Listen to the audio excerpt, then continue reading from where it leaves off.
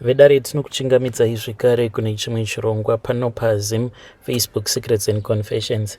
Tadzoka zvekare nemamwe mamessages. Rekedzai tibva tapinda mumamessages edu atadzoka takakubatirai tichingoti maswera sei vedare. Please musazorekedza kuuya nemaprayers enyu aya atinoti prayers at 9. So pane imwe message iyo yandakatumidzirwa ichibva kuna mukoma vedu ivo vakatumidzira message yavo vachiti, makadi zvenyu mukoma, ndinokumbirawo kuti munge muchizondigadzirisirawo apo nepapo. Shona is not my first language. Zita rangu muchangonditi Blessing, not my real name. Ndiri murume uyo ane makore 35 years ekuberekwa, and I never thought kuti muupenyu hwangu ndingazosvika pakuita izvo zvandakaita, because I used to believe kuti I was someone munhu ainge ari right, but here I am mukoma ndichireurura zvinhu izvo chivi icho chandakaita.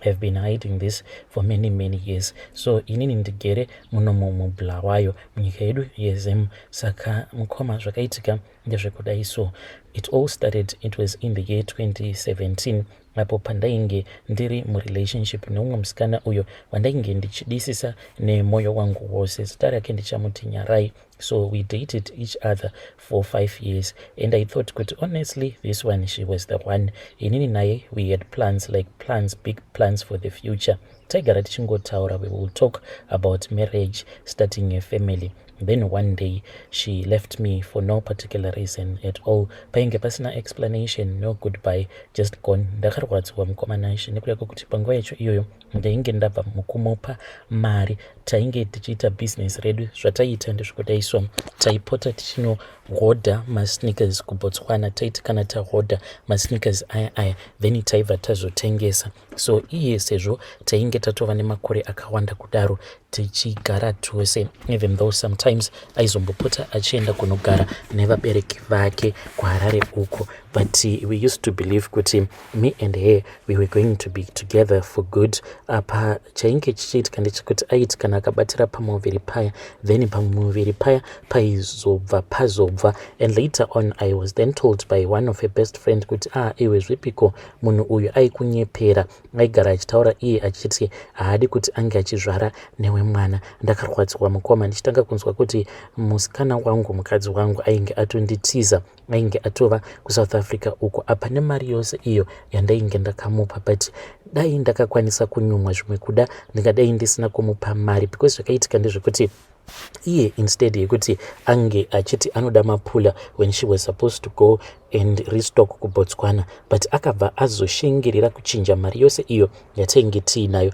ndokubva azoisa mumarands. So her argument was pane umwe munhu wangu uyo ari kufanira kuti anga achizoenda kuSouth Africa. Saka akatoita zvekutondinyepera zvekutoti pandakangonzwa zita remukadzi wacho ndikatoti zveshuwa munhu uyu anogara achienda achinohodha kuMessina. Saka zvakabva zvazonzi ainge achida marands, so akabva azotenga marands aya. So nyaya yainge iripo ndeyekuti taizomaspina marands aya, then mushure mekunge tamaspina tobva tazosarawo nekaprofit, iye obva achizoenda obva azonohodha zvake kuBotswana. It broke me mukoma when she did this. She moved out behind my back, and ronda racho nanasi uno handizivi kuti ronda iri ndingaripodza nei. So mushure mekunge ndazoudzwa nebest friend yake kuti munhu uyu ainge asitomborina kana basa neni, ainge atori neumwe munhu wake uyo waainge achicommunicata naye paFacebook, uyo wacho waainge akangosanganawo naye paFacebook. I was so hurt. The betrayal was just too much. Ronda racho,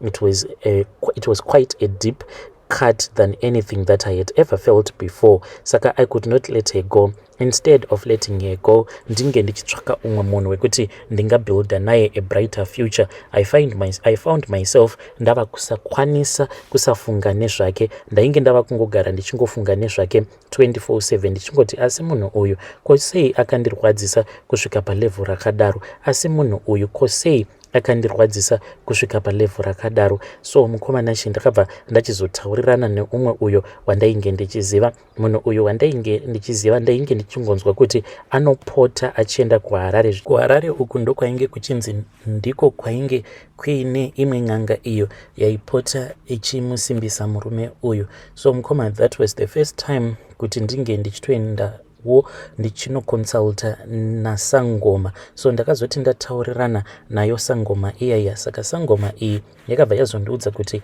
izvo zvainge zvisingambonetsi sezvo musikana uyu ainge ari kuCape Town. Hanzi iko kuCape Town ainge achazochiona chimoto, but achiti ainge achazochiona chimoto ndainge ndisingatozivi kutoti zvose izvo zvainge achiti ainge achida kundiitira it was going to involve kuti inini at the end ndinge ndichizova nechikwambo. Saka akanditi zvino moto uyu watiri kufanira kuti tinge tichitumidzira kuCape Town iwo unoda nhume. Saka nhume iyi I did not understand pose paainge achiti zvinoda nhume. Saka in short he was trying to tell me kuti panenge pachidiwa a short boy ndiyo inenge iri nhume inozoenda nemoto kuitira kuti musikana uyu ange achizorwadziswawo. So mukoma hanzi nhume iyi yainge ichazonomugara bhampa musikana uyu at that time nekuda kwepain kuti munhu ainge andibira mari yangu akabva azondidhampa. I did not even care about the consequences. All that I wanted was revenge and for her to suffer. So mukomana Nashi mushure mekunge taita miko dziya miko idzi takadziita pakati paho usiku, Sangoma uya akabva adeketerera zvose izvo zvainge achideketerera uye zvekare ndainge ndanyoreswa zita rake nesinemu yake musikana uyu pasi. Mushure mekunge ndaita zvose zviya akabva azondiudza kuti ndaifanira kuti ndinge ndichizodzoka kwaari within a couple of weeks. Ndakabva ndati painge pasitomborina problem because painge paine mubhadharo uyo wainge uchidiwa. Weeks went by. Ndopa ndakabva ndazotanga kunzwa mamwe strange sounds. Ndaiwanzo kuti paya pandinenge ndava kunorara ndopa ndaibva ndazonzwa mamwe strange sounds that will be coming from underneath the bed. Ndaiti ndikaburuka paya ndikadongorera ndikada kutarisa kuti what is going on, hapana kana chandaimboona. Then pane umwe musi apo pandakazorota, ndakarota ndichinzi iwewe uri kufanira kuti unge uchienda kunoripa. So mukomana Nashi ndakabva ndazodzokera kwairi ng'anga iyaya ndichiti ndohope idzi dzandiri kurota.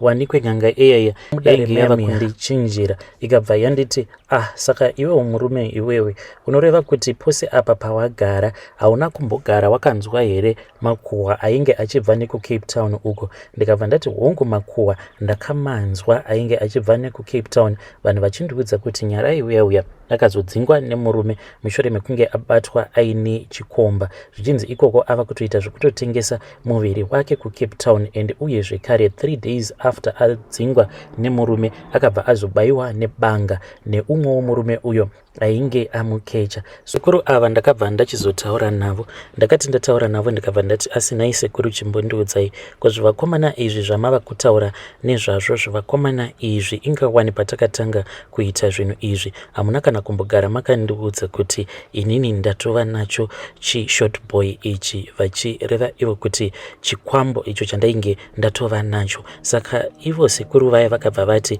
uri kutofanira kuti unge uchindiripa nekuti handingakwanise kuti ndinge ndichingochigamuchira chinhu ichi. Saka vakati vachitaura kudaro ndikabva ndati ini ndava kubuda ndinge ndichidzokera hangu kumba. Vakabva vanditi tarisa uone muwallet mako. Ndakati ndavhura muwallet mangu ndikabva ndaziona kuti mainge muine kamudzi ako kandainge ndiinako. Zvikabva zvanzi kamudzi ikako ndikuda kuti unge uchizokakanda pasi. Ndakatoshamisika kuti ko kamudzi aka kabva kupi nekuti ndainge ndisina such an item in my wallet. Ndakakakanda pasi kudaro kakabva kazoshanduka kakabva kazoita nyoka. Ndokubva nyoka iyaya yazongonyangarika.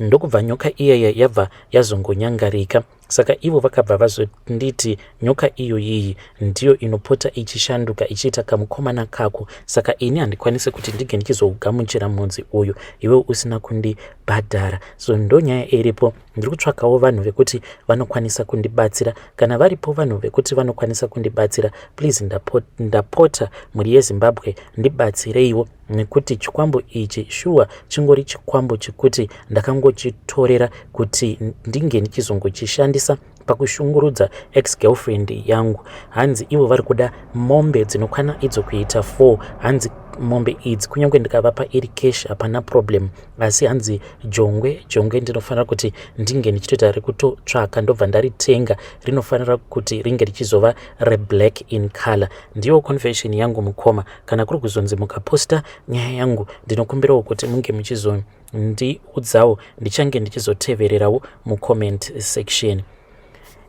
Vedare ndo message iyo yandakatumidzirwa ichibva kuna mukoma vedu avo. Please ngatizamei kuti tinge tichitaura navo mukoma vedu ava mucomment section. Strange things indeed they do happen in this world. Zvakangoma hazvo vedu we. Pane imwe message iyo yandakatumidzirwa ichibva kuna mukoma vedu. Hanzi makadi zvenyu mukoma, ndinokumbirawo kuti munge muchindiposterawo nyaya yangu makavika chitupa changu. Inini ndine challenge iyo yandiri kusangana nayo mukurarama. So kwedu mukoma zvinonzi inini ndakagadzikwa mweya wevamwe sekuru ava. Ivo pavainge vachiri vapenyu zvainge zvichinzi vainge vari rombe rekupedzisira, ende ndinototi kana ndakazvitarisa ndotoona kuti ndo upenyu hwacho ihwohwo hwandiri kurarama senge upenyu hwainge huchiraramwa navo ivo sekuru vangu ava. So mukoma, ndiri munhu wayo kuti mari ndotobata mari chaizvo but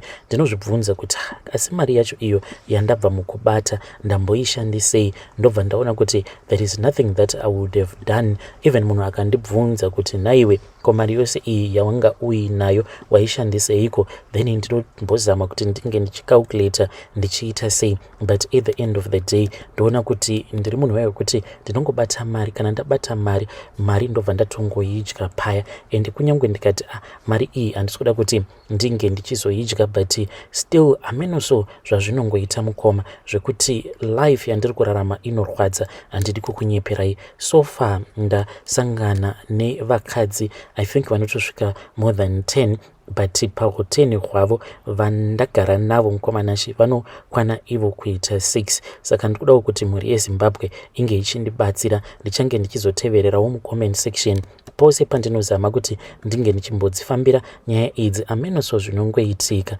Like pane pamwe apo pandakamboinvitiwa noumwe mufesi akati iwe wadi wambouya kuchechi. Saka ndakati ndaenda kuchechi kuya ndo pandakabva ndazotanga kubatsirwa noumwe muprofita, but muprofita uya akati ari pakati pekundibatsira mukoma pakangorira imwe sound so sekunge munhu ainge atemwa nedombo mumusoro. Muprofita uya akabva atotora mbiya yake ndokubva atoigamuchidza kune mudzimai wake, ndokubva zvatodzoserwa zvinhu zviye zvemba, because muprofita uyu krawa rake riripo pamba pake. Saka mushure mekunge zvadzoserwa mumba vakabva vazoti vainge vasingakwanise kundibatsira nekuti ivo vainge vachitya kuti vange vachizotarisana nemhepo iyo yairatidza kuti yainge iine simba. Vakatotaura kuti mhepo iyi ndeyasekuru venyu, ende patori nevanhu vehukama avo vanotopota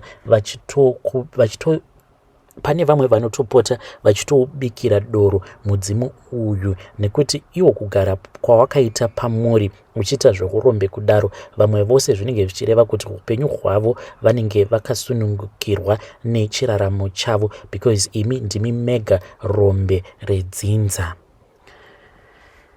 Vedari ndo message iyo yandakatumidzirwa ichibva kuna mukoma vedu. Zvakangoma hazvo vedu we, hanzi imimi ndimi rombe redzinza. Saka sezvo imimi muri rombe redzinza, it means kuti vamwe vose vanenge vakasunungukirwa neupenyu. Strange things indeed they do happen in this world. Pakaipa hanzi ndikukumbirawo kuti munge muchindibatsirawo kunamata. Saka ngativabatsireiwo mukoma vedu ava, remembering him in our prayers. Regedzai tibva taenda panyedu inotevera.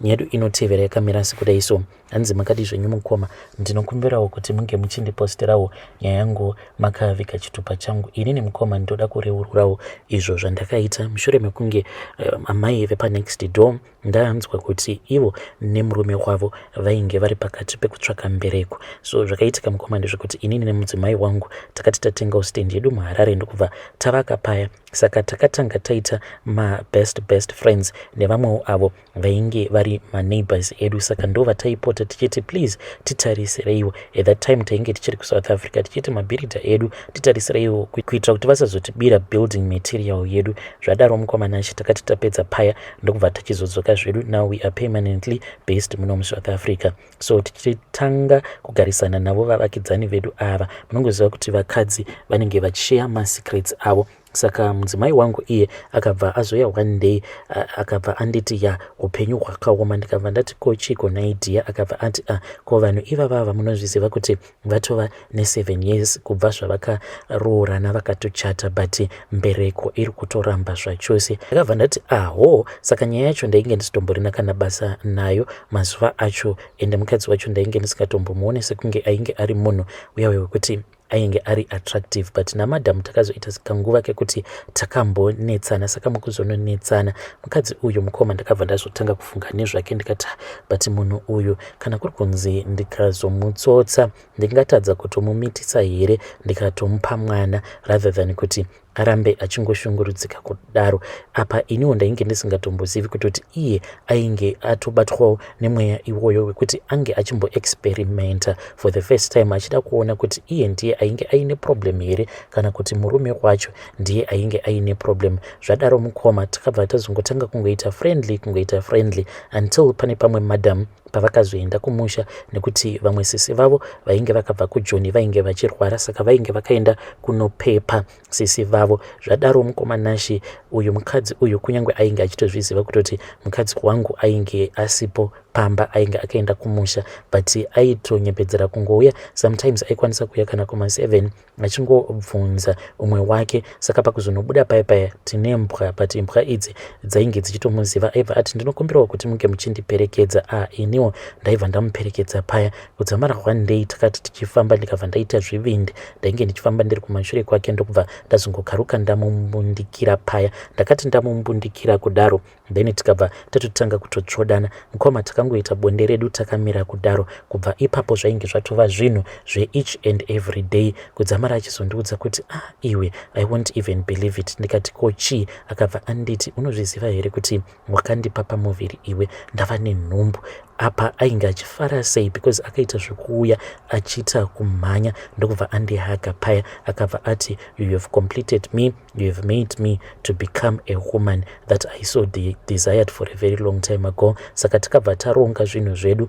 Panguva yacho iyoyo vana DNA men ava vainge vasati vavako. Saka we never thought kuti zvainge zviine further complications zvinhu zvatainge tichiita tichingoti gomba rina mwana. So mukomanashi ndo nyaya yavapo pari zvino kuti inini ndakaita vana vanokwana kuita 2 nemukadzi wepanext door. Vana ava mukoma vanoita kunge matwins because ndakazomumitisa zvekare mwana wake achiri mwana mudiki. Ndiyo confession yangu iyi mukoma. So handizivi kuti nyaya yakadai so kana kuri kunzi ndikadawo kuti vamwe vanhu vange vachiziva, vanhu vanondiziva, ndingatangira papi?